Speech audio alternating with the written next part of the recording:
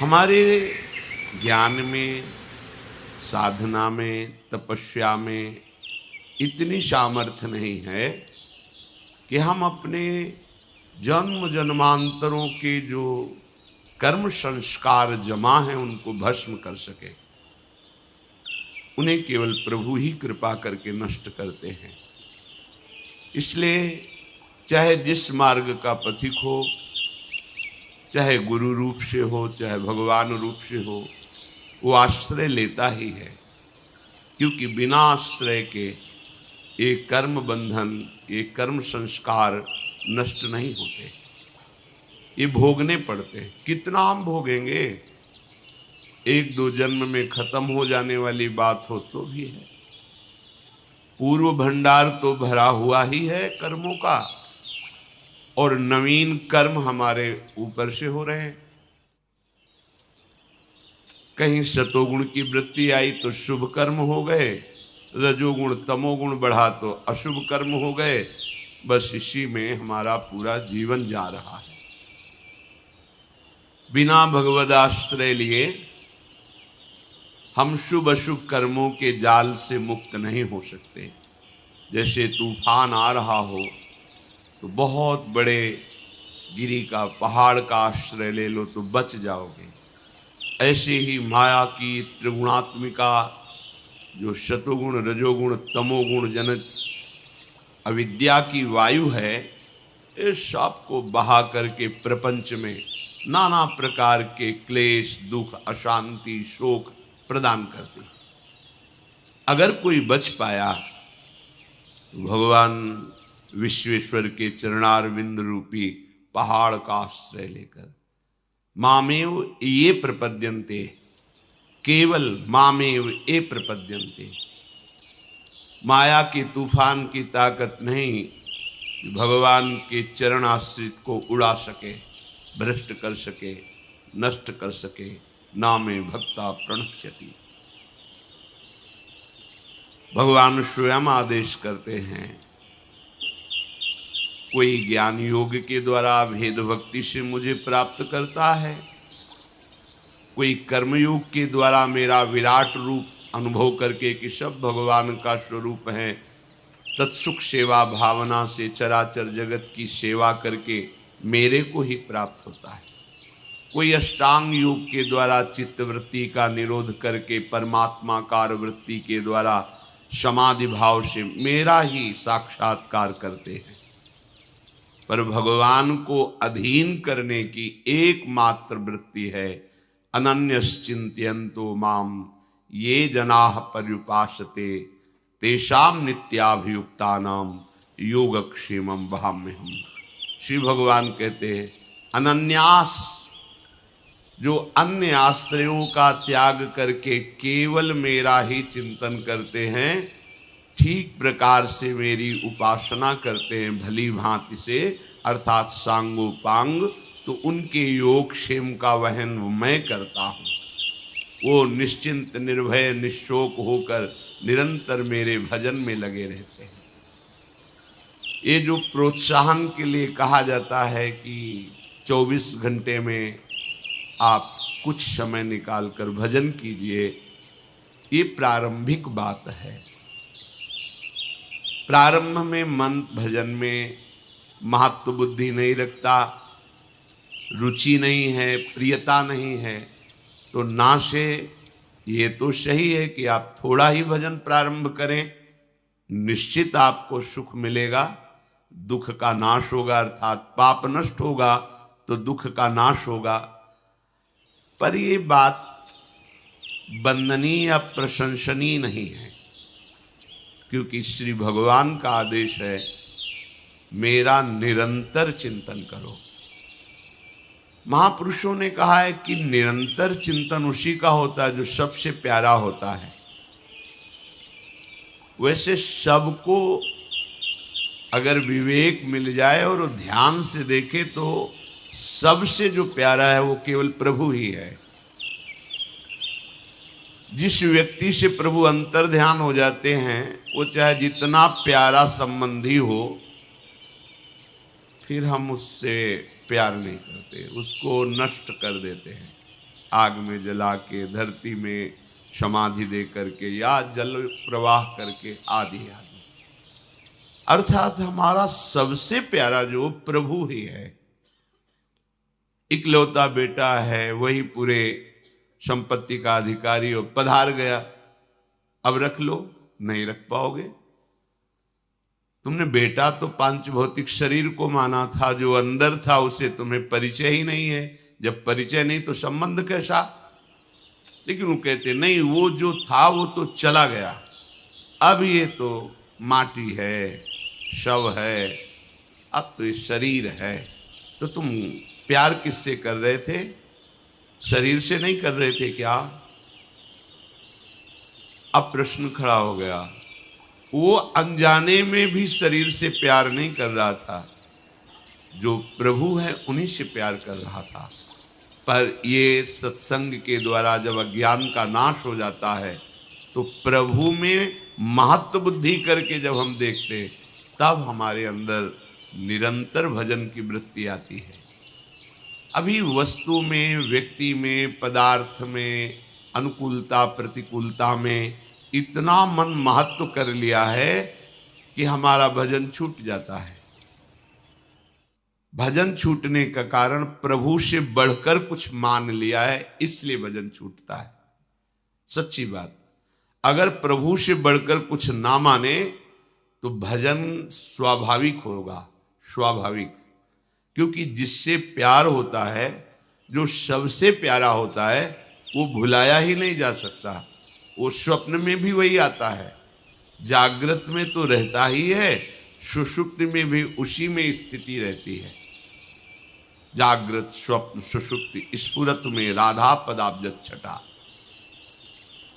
निरंतर स्मृति उसी की होगी जो सबसे प्यारा है। भूल से हमने यहां सबसे प्यारा अपने शरीर को मान लिया, भूल से हमने यहां सबसे प्यारा दूसरे के शरीर को मान लिया, सबसे प्यारा पद मान लिया, सबसे प्यारा रुपया मान लिया, भोग मान लिया। ये सत्संग साधना भूल मिटाने के लिए है। सच्ची मानिए, कुछ नया प्राप्त नहीं करना है, जो आपको प्राप्त है उसी का अनुभव होता है। ये बात पहले समझ में नहीं आती। गुरु कृपा से जब अध्यात्म की ऊंचाई पर वृत्ति पहुंचती है, तब ये समझ में आता है कि जिसे हम खोज रहे थे वो कहीं और नहीं है, वो हमारी आत्मा है। आत्मा से बढ़कर कोई प्यारा नहीं। आत्मा हरिवंश प्रगट परमानंद किशोरी मात्मानम, वो हमारी आत्मा है। ये जो हम भूल करके उसी को भूल ना मानकर सत्य माने, यही बड़ी दुर्दशा है। जो हमसे भूल हो गई, यदि हम उसे भूल मान लें तो हम मिटा सकते हैं, पर हम भूल को भूल ही नहीं मान रहे, उसे सत्य मान रहे हैं। गलती को गलती मान लिया जाए, हृदय से पश्चाताप किया जाए, तो आगे आने वाली गलती रुक जाएगी। पर हम इतने चतुर बनते हैं कि गलती को भी प्रमाणित कर देते हैं कि हम गलत नहीं है, ये गलती नहीं है। सोता हुआ पुरुष तो जगाया जा सकता है, पर जो सोने का नाटक कर रहा है उसे नहीं जगाया जा सकता। ऐसे ही भूल हुई सुधारी जा सकती है, पर भूल को भूल ना मान करके उसे सत्य और गुण मान लेना, यही हमारी सबसे बड़ी दुर्दशा का कारण बन गई। ये वृत्ति जो भूल है, ना हम कभी शरीर थे, ना हम शरीर हैं, ना हम शरीर रहेंगे। पकड़ के देख लो, पकड़े हो शरीर को, कहाँ गई बाल्यावस्था रोक लेते, कहाँ गई यौवन अवस्था रोक लेते, अब आ रही मृत्यु अवस्था रोक लेना भला। तुम्हारे बस में है, तुम्हारा शरीर कुछ समय के लिए नष्ट हो जाएगा, तो भूल मिटा लो पहले से। तुम्हें कोई जबरदस्ती किसी प्रिय वस्तु से अलग करे, तब तुम्हारी दशा क्या होगी।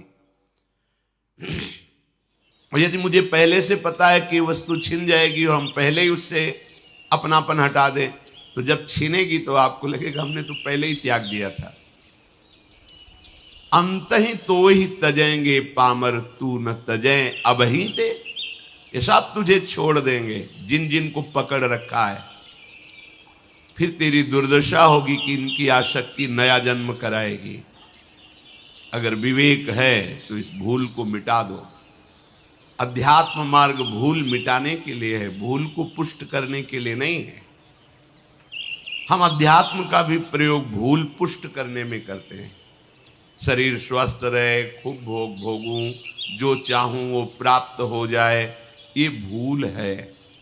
सच्ची मानिए बड़ी भूल है।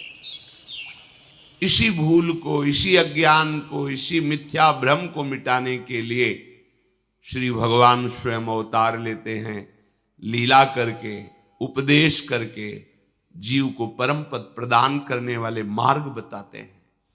इसी रूप में भगवान सद्गुरुदेव का रूप धारण करते हैं। इसी भाव को पुष्ट करने के लिए विविध संतों के रूप में प्रभु विचरण करते हैं। प्रभु की कृपा का साक्षात वपु भगवत प्रेमी महात्मा जन है। तो ये जो कहा गया है कि थोड़ा समय आप भजन में दीजिए, ये आपको केवल लगाने के लिए कहा गया, नहीं तो भगवान का आदेश है निरंतर भजन करो। अनन्यस चिंतयन्तु, अनन्य चिंतन, अन्य चिंतन ही ना होने पावे।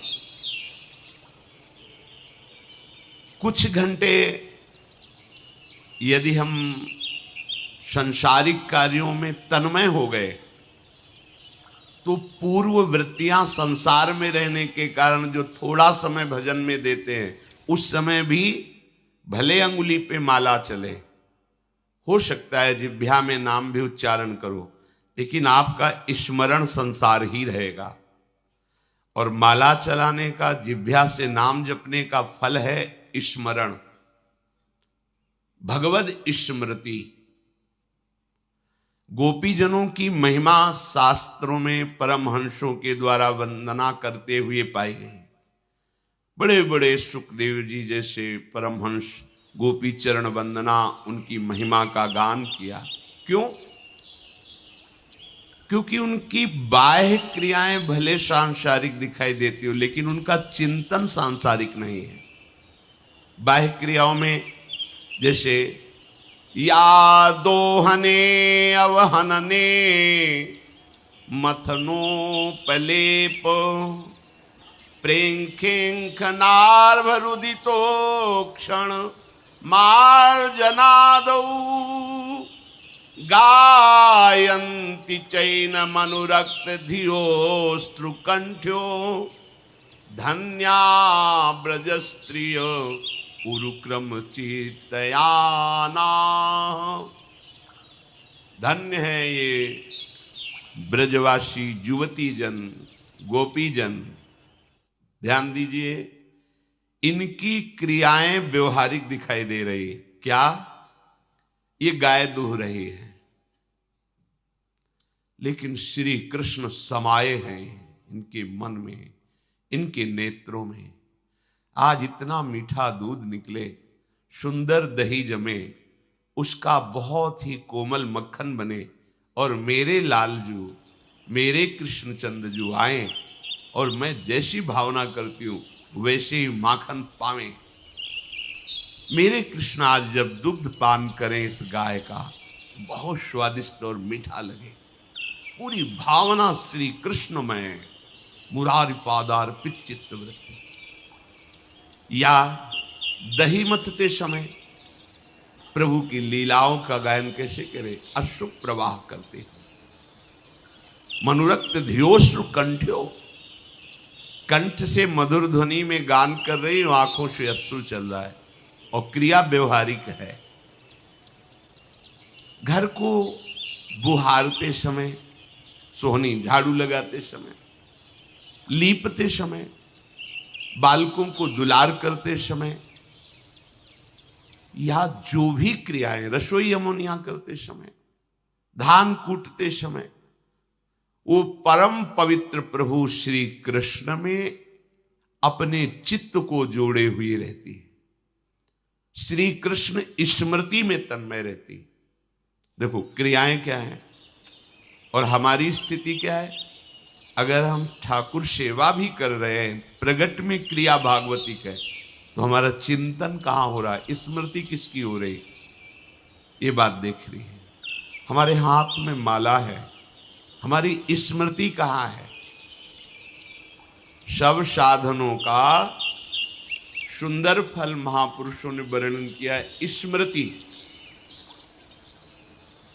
एतावान योग आदिष्टो मच्छिष्य शनकादि भी क्या सर्वतो मन आकृष्य मय्याधाविष्यते यथा। प्रभु श्री कृष्णचंद्र जी कहते हैं, हमने अपने शिष्य शनकादिकों को उपदेश किया है कि योग का सबसे बड़ा स्वरूप क्या है। सब जगह से अपनी चित्त वृत्ति को खींचकर मेरी स्मृति में लगा देना। सकृन मनः कृष्ण पदारविंदयोर निवेशितम तदगुण रागी यैरिह न ते यमं पास भूतंच तद्भटान स्वप्नेपि पश्यन्त्यपि चीर्ण निष्कृताः। इह संसारे यही पुरुषै तद्गुण रागितस्य भगवतः श्री कृष्णस्य गुणेषु रागोनुरागोस्ति अस्य वेत्ति गुणानुराग मनहंतःकरणं सकृत कृष्ण पदारविंदयोः एक बारमपि श्री कृष्ण भगवतो वासुदेवस्य पादारविंदयोः चरण कमलयोः निवेशितम परमार्थता। क्या परमार्थ का स्वरूप है। एक एक वृत्ति सकृत मनः कृष्ण पदारविंदयोः प्रभु में जा रही है। क्रियाएं चाहे वो सांसारिक व्यापार हो, नौकरी हो, किसानी हो, घर गृहस्थी के कार्य हो, ये घंटे 2 घंटे वाले भजन की बात नहीं हो रही, ये भगवान के आदेश पालन की बात हो रही। एक एक वृत्ति प्रभु में लगा दी गई। कोई भी भूत प्रेत पिशाच राक्षस यमराज के दूत या यम या स्वयं काल उसे डर पा नहीं सकता जिसकी वृत्ति प्रभु के चरणारविंद में समर्पित हो गई। ये जीवन का परमार्थ का परम लाभ है, ये फल है। कुछ भी कार्य कर रहे हैं, नाम चल रहा है, भगवद स्मृति है। चाहे वो गृहस्थ हो या विरक्त हो, यहां इस बात की चर्चा नहीं है। भगवत प्रेम में गृहस्थ विरक्त की चर्चा नहीं होती, उसमें अनुरक्त की चर्चा होती है। तुम्हारा मन कहां अनुरक्त है।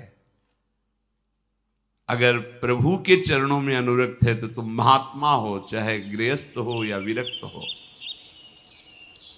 स्वप्न में भी कोई दैवी शक्ति, कोई विघ्नकारी देवता उसको भय प्रदान नहीं कर सकता। जागृत की तो बात जाने दो, जिसके हृदय में भगवत चिंतन है। मारे घूम रहे लोग कैसे दुख निवृत्ति हो। स्वप्न में भी तुम कभी दुख निवृत्त नहीं कर पाओगे भागने से। कर्म तुम्हारे आगे ही खड़ा रहेगा, चाहे जहां भाग के जाओ। इस कर्म का विनाश करना होगा। जो शुभ अशुभ दुर्ग विध्वंस बल तब जयति जयति जग उच्चरे, उसी की जय होगी, जय होगी जो अपने किए हुए कर्मों का नाश कर दे। वो केवल एकमात्र श्री भगवान करते हैं। हमारा एकमात्र कर्तव्य केवल भगवत स्मरण करना है। अगर हमारे हृदय में संसार का चिंतन हो रहा है और वाणी प्रभु के नाम में है, तो आगे चल करके वो चिंतन नष्ट हो जाएगा, स्मृति जागृत हो जाएगी। पर भजन अभी जैसा होना चाहिए वैसा नहीं हो रहा है। भजन तभी रंग लाएगा जिनका नाम जप कर रहे हैं, उन्हीं का हम ध्यान कर रहे हैं, एक एक वृत्ति उन्हीं के चरणों में लगी हुई है। एतावान सांख्य योगाभ्याम स्वधर्म परिनिष्ठया जन्म लाभा परहा पुंसा मनते नारायण स्मृति है। अष्टांग योग का, वेदांतदर्शी ज्ञान का, स्वधर्माचरण का एक ही फल है कि भगवान श्री हरि की स्मृति जागृत हो जाए। स्मृति, याद, ये क्रिया नहीं है, ये हृदय का विषय है। अपने प्यारे की प्रतिपल स्मृति आ रही, कभी रूप की स्मृति में, कभी नाम की स्मृति में, कभी लीला की स्मृति में, कभी सेवा की स्मृति में। सांगोपांग चित्त की वृत्ति एकमात्र अपने आराध्य देव में। तस्मात् सर्वात्मनः राजन हृदयस्थम कुरु केशवम म्रियमाणो प्रवहिता ततो याहि पराम गतिम। इसलिए तुम्हारा परम कर्तव्य है मृत्यु आने के पहले ऐसी स्थिति बना लो कि अब और कछु न सुहाए, इनको जुगल सेवा सुख पगे। निष्देवश जानत नाहि सजनी, एक रस भींजी रहे, एक रस भींजी रहे।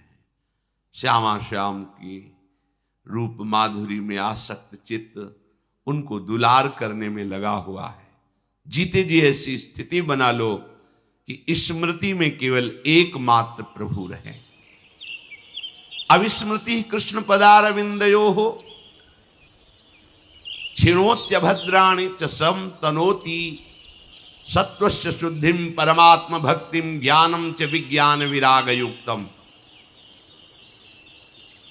जो सदैव आराध्य देव भगवान श्री कृष्णचंद्र जी के स्मरण में तत्पर रहता है,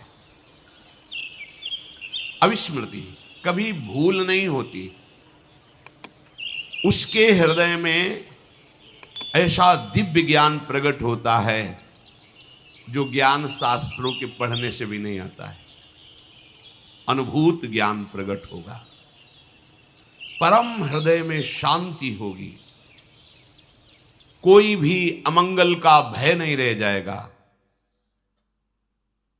उसके हृदय में दिव्य वैराग्य और प्रभु से प्रेम, अनुराग, परवैराग्य और प्रभु से अनुराग, ये सब कुछ प्राप्त हो जाएगा। दिव्य ज्ञान, दिव्य वैराग्य, दिव्य भक्ति, सब अनुभव। किसको? जो अविस्मृति है।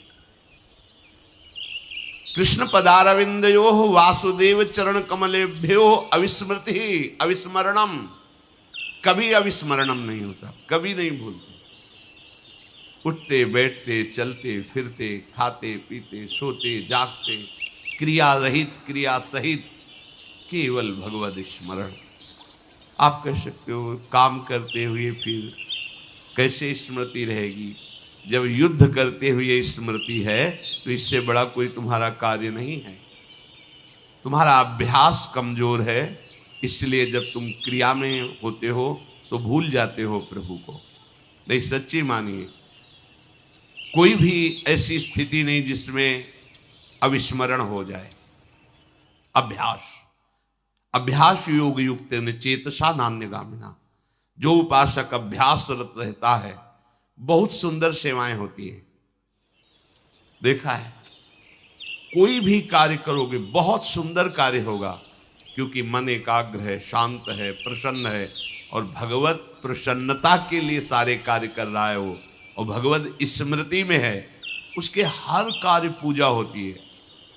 कुछ भी कार्य करे बड़ी दिव्यता होती है उसके कार्य में, जो भगवत स्मरण परायण।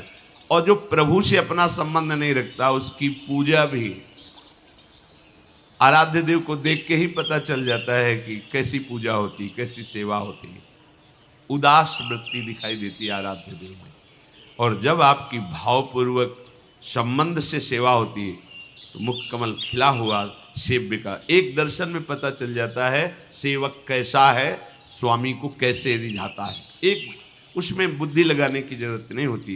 प्रेमियों के नेत्र पड़े कि पता चल जाता है आप अपने ठाकुर को कितना दुलार करते हैं। विद्या तपः प्राण निरोध मैत्री तीर्थाभिषेक व्रत दान जप्यैः नात्यंत शुद्धिम लभतेन्तरात्मा यथा हृदयस्थे भगवात्यनन्ते। चाहे जितना बड़ा विद्वान हो, तपस्वी हो, प्राणायाम परायण हो, जीवों की दया करने का स्वभाव हो, तीर्थ स्नान करने वाला हो, बड़ा व्रत रखने वाला हो, खूब दान देने वाला हो, आदि आदि, वैसे हृदय की पवित्रता नहीं होती जैसी भगवान की स्मृति से होती है। स्मृति एक हृदय में मधुर मधुर पीड़ा सी हो रही है और प्रभु की याद छाई हुई है। ये अध्यात्म का फल है, ये प्रारंभ नहीं है, ये बड़ी ऊंचाई की बात है।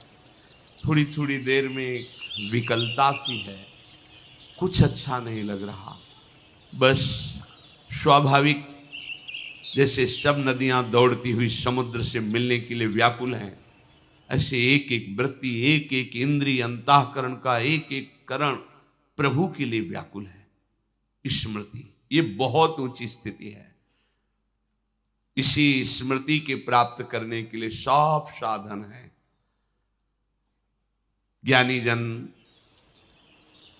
सब विस्मरण करके आत्मस्मरण में, आत्मस्वरूप में, रमण में संतुष्ट हो जाते हैं, द्वंद्वों से मुक्त हो जाते हैं, परमानंद में निमग्न हो जाते हैं। भक्तजन इसी स्मृति को प्राप्त होकर सिद्ध हो जाते हैं। निरंतर भगवद स्मृति, ये बहुत बड़ी बात है। ये ऐसी स्थिति है कि क्रियाएं बिल्कुल आपको दिखाई दे सकती है सांसारिक, लेकिन स्थिति श्री भगवान में है। बहुत सी ऐसी साधन क्रियाएं हैं जो भागवतिक है, लेकिन स्थिति संसार में है। भोगों की चाह, रुपए की चाह, मान सम्मान की चाह, ये सब मायाकृत है, ये शरीराभिमान के अंतर्गत ही है। क्रियाएं दिखाई दे रही संसारिक स्थिति भगवान में है। तो इन सब का जो भगवान वर्णन करते हैं कि विद्या, तपस्या, प्राणायाम, जीवों पर दया, तीर्थ स्नान, व्रत, तपस्या, जो भी आदि आदि, ये सब कर रहे हैं और भगवत स्मृति नहीं, तो मानो ये सब व्यर्थ हो गया। और भगवत स्मृति हृदय में जागृत हुई, मानो सब का फल प्राप्त हो गया। यथा हेमनि स्थितो वह्निर दुर्वर्णम हंति धातुजम एवमात्मगतो विष्णुर योगिनाम शुभाशयम। जैसे सोने को आग का संयोग प्राप्त हो जाए, चमकने लगता है, उसका मल नष्ट हो जाता है, दोष भस्म हो जाते हैं, ऐसे जिसके हृदय में भगवत स्मृति रूपी आग लग गई, अंतरदाव लगी रहे, धुआं प्रगटे कोय, कहे जाने दिल आपनो या जा सिर बीती होए। अंदर ही अंदर भगवत स्मृति की आग लग गई है, पर धुआं न प्रगटे कोई, कोई जान न पावे कि आप इस कोटि के चिंतन करने वाले हैं। या तो आपका दिल जानता है, या तो जो इस स्थिति को हो वही जान पाएगा। जहां भगवत स्मृति एक तार प्रारंभ हुई, तो सारी कुवासनाएं, जन्म जन्मांतरों का जमा संचित कर्म, प्रारब्ध कर्म, क्रियमाण, सब भस्म हो जाता है। जैसे स्वर्ण चमकने लगता है, ऐसे ही वो विशुद्ध अपने स्वरूप में प्रकाशित हो जाता है। भागने की, दौड़ने की जरूरत नहीं है, मधुर मधुर हरि स्मृति की जरूरत है। स्मरण चल रहा है, ये सिद्धि है, साधना नहीं। ये सब साधनों का सब साधन कर यह फल सुंदर, प्रभु पद पंकज प्रीति निरंतर। अगर अपने आराध्य देव का निरंतर भजन हो रहा है, तो मोहि लखि परत भरत मत एहू। भरत जी महाराज जैसे भगवत प्रेम में डूबे हुए, तो उनका जनक जी महाराज, वशिष्ठ जी महाराज निर्णय करके कहते कि मुझे भरत जी का मत यही लग रहा है कि सब साधनों का यही सुंदर फल है, आराध्य देव के निरंतर स्मरण में डूब जाए। अगर हमें भगवत स्मृति नहीं है, क्रियाएं भागवतिक है, चिंतन संसार का हो रहा है, ठीक है, पर विश्राम स्थिति नहीं मिली है। जिससे लोग कहने लगे कि हमें तो 18 वर्ष हो गए भजन करते, काहे को व्यर्थ की डींग हाँकते हो। 18 मिनट भजन करके दिखाओ, तुम 18 वर्ष की बात करते हो। 18 मिनट कैसे? तुम्हारा मन उसी में लगा हो जो तुम सुमिरन कर रहे हो, तुम्हारी आंतरिक और बाह्य दृष्टि में केवल वही लिखा हुआ है और श्रवणेंद्री वही सुन रही। एक सेकंड के लिए लक्ष्य से वृत्ति नहीं हटी। 18 मिनट करके दिखा दो। 18 वर्ष हो गए भजन करते, कुछ नहीं मिला। 18 मिनट अगर ऐसे करने लगोगे ना तो हाहाकार मच जाएगा हृदय में, सारे दोष भस्म हो जाएंगे, चिल्ला के रोने लगोगे, हा कृष्ण हा कमल लोचन, अब जिया नहीं जा रहा, वृत्ति जोड़ना नहीं आया। कभी किसी फकीर के समीप बैठ करके किसी महापुरुष की चरणामृत का सेवन नहीं किया, उनकी आज्ञा में नहीं बैठे, भगवदाकार वृत्ति हो जाएगी। हाँ, यही हो रहा है। पूरे सिद्धांतों का वर्णन, शास्त्रों को खिलवाड़ समझा जाता है। ये शास्त्र ऐसे समझ में नहीं आते जब तक भगवदाकार वृत्ति को प्राप्त किसी महापुरुष के समीप चरणों में बैठकर उनकी सेवा शुश्रूषा के द्वारा हृदय पवित्र करके उनके वचनों का अनुभव नहीं किया जाता, तब तक शास्त्र समझ में नहीं आता। अनुभूत वचन और शास्त्र से पढ़े पढ़ाए वचनों में बड़ा अंतर होता है। खास बात है अनुभूत वचनों की। शब्द ब्रह्म का पारगामी विद्वान और पार ब्रह्म का अनुभूत महापुरुष ही हमारा काम बना सकता है। प्रभु से प्रार्थना करें कि मुझे ऐसे प्रेमी महाभागवत, ऐसे बोध संपन्न भक्तों का संग मिले जिनके संग से संसार का रंग नष्ट हो जाता है। चित्तवृत्ति प्रभु में नहीं जुड़ी तो सब नाटक होता है, और उस नाटक में प्राप्त भी नाटक ही होता है। आपको अरबों खरबों रुपए मिल गए, बहुत जमीन मिल गई, करोड़ों लोग प्रणाम कर रहे हैं, नाटक ही तो है ना। ठग रहा है तुम्हें मालिक, ठग रहा है। वो सच्चिदानंद प्रभु जिसके चरणों में तुम्हें लौटना चाहिए, वो सामने अज्ञानी बनकर आकर तुम्हें ठग रहा है। अज्ञानी नहीं, वही परब्रह्म परमात्मा तत्व तुम्हारे सामने विविध रूपों में आ रहा है। पहचान के दिखाओ, क्योंकि अनुभव नहीं, महात्माओं का सेवन नहीं। क्या मिला तुम्हें? कुछ नहीं, 0 पॉइंट, कोई पॉइंट नहीं। बिना अनुभूत महात्माओं के संग से इस माया के नाटक को काट पाना बहुत कठिन है।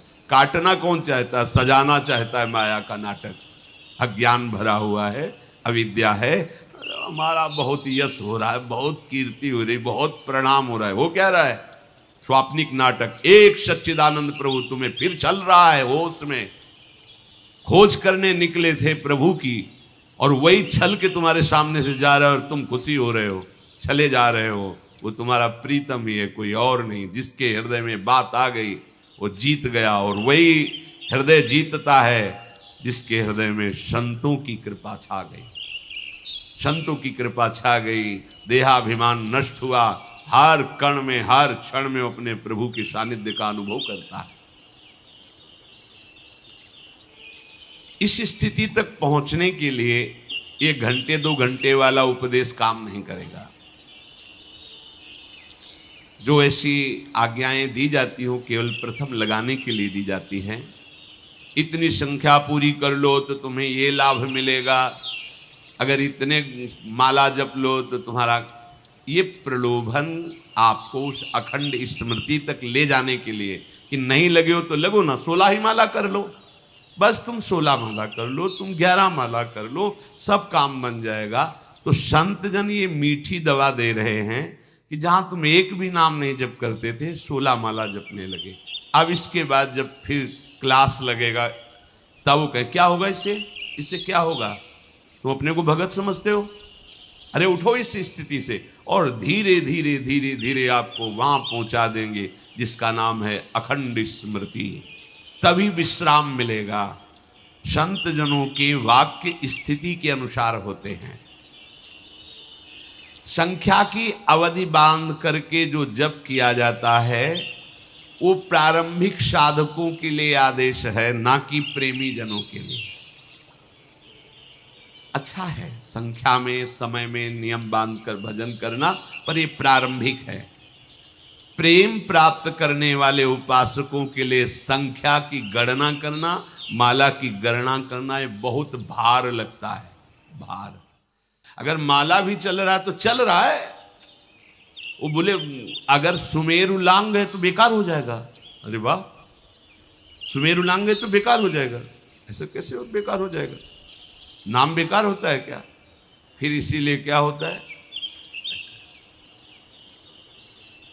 अब हमें पता नहीं, अब जैसे कोई पूछे आप कितना जप करते हो, अब हमें कुछ पता हो कि कितना जप करते हैं तो हम आपको बताएं क्या जप करते हैं। हाँ ये जरूर कह सकते हैं कि एक सेकंड भी उनसे अलग नहीं है। अब लगाओ अपनी खोपड़ी, लगा पाओ तो लगा लो। क्या साधन है? कोई साधन नहीं। आपकी साधना क्या है ही नहीं तो क्या बताएं? तो आप जीते कैसे हो? बस जहां जीते हैं वही हैं और दूसरा है नहीं। अब इससे आप दिमाग लगा लो, तुम्हारे हो दिमाग तो। तुम्हें भगवान के दर्शन हुए हैं क्या? भगवत साक्षात्कार हुआ है तुम्हें? नहीं, आप बोलिए ना। अब लगाओ दिमाग, तुम्हारे पास हो तो उत्तर मिल गया तुम्हें, देख लो। नहीं भाई नहीं, ये मार्ग अध्यात्म का है, ये कोई प्रश्न उत्तरों का नहीं। कहीं भी किसी भी महात्मा ने उसका रोम रोम बोलता है। तुम्हारे हो इतनी सामर्थ्य तो देख लो, उसका रोम रोम बोलता है कि है क्या। पर उतनी तुम्हारे अंदर दृष्टि हो जब उस महात्मा से ऊपर, तब तुम उस महात्मा को जान सकते हो। भगवत प्रेम प्राप्त करने के लिए हिसाब किताब नहीं होता। प्रेमी में हिसाब किताब नहीं होता। कितना हिसाब, कितना नाम जप किया, देखो बड़ी सूक्ष्म बात है। इसमें कर्ता और अहम पुष्ट होता है।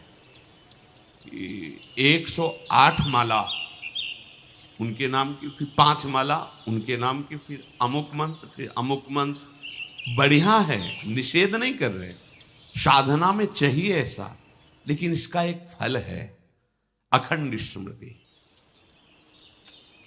एक बार पूज्य गोस्वामी जी महाराज धाम पधारे थे, कुछ समय जिस हम कुटिया में रहते तो उसमें पहले एक महात्मा रहते, तो 11 बजे वैसे बैठे थे, बाहर निकले 11 बजे।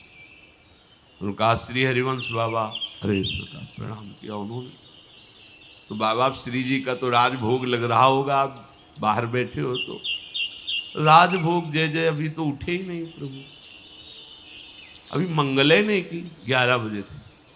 तो आज पूरी रात जो है वन विहार और रास होता रहा है, तो अभी सुबह 5-6 बजे शयन किए युगल सरकार।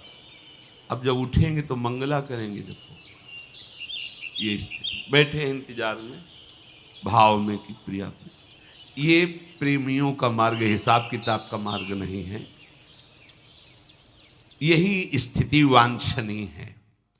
पर प्रेमियों की बात कोई प्रेमी ही जान सकता है, बाहरी नाटक नहीं करना चाहिए। ध्यान रखना, नाटक शब्द से दंभ प्रकट हो जाएगा, पाखंड हो जाएगा। स्थिति के अनुसार अगर आप चाह करते हो और साधन में चल रहे हो तो स्थिति आ जाएगी। एक दिन बोले थे कि सारी स्थितियां किसी स्थिति के लिए, किसी ने कहा बहुत दुर्लभ है, तो हम कहा जितनी भी दुर्लभ स्थितियां वो भगवान के लिए नहीं रची, वो हमारे लिए रची हैं। कैसी बात करते हो आप? प्रभु के अंश, जो स्थिति चाहो वो तुम्हारी हो जाएगी। चाहो तो तुम स्थिति कहां चाहते हो? तुम तो परिस्थिति में फंसे हुए हो। परिस्थिति में, स्वस्थिति में कहां हो तुम? आओ स्वस्थिति में।